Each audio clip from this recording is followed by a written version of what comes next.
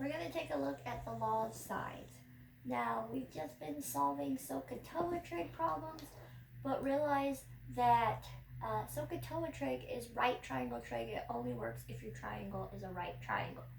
Well, law of sines, if you have enough information, you can use it on any type of triangle. So the angles could all be acute, or you could have obtuse angle, or it could be a right triangle and it would even work then. I'm going to try to remind you how this works because many of you were really good at it back in geometry, for instance. So let's do a little refresher. First of all, here is what the law of sines says. Capitals for the angles, lowercase for the sides, and see how they partner, A with A, B with B, C with C. And then what you see is it's a big proportion. We won't be using all three ratios, we'll be using two of them. Then if we come down and look at my triangles, you'll notice I have not even labeled angles and sides, but that just tells us how to set it up. We're going to start with this one. This says I'm going to do sine of an angle and then the side across from it. So I'm going to do sine of 40 over the side across from it, x, which we're trying to find. So we're solving for side x. And then I pick another angle. I'm going to say sine of 110 over the side across from it.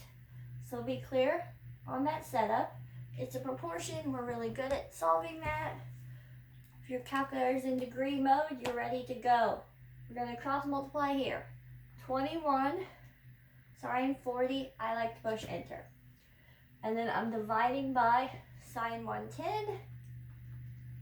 And then that gives me my side length, and my side length is about 14.36.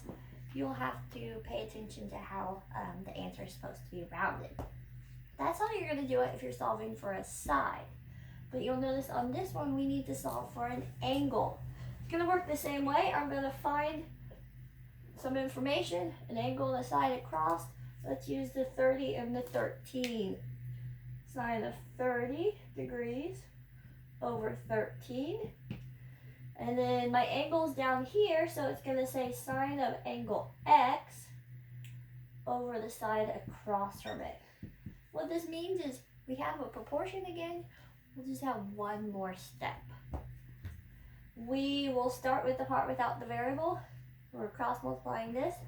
8.7 times sine 30. I push enter. I divide by this, 13, but now that still says sine of x. So I have sine of x equals this decimal in my calculator. I want to keep it all in my calculator.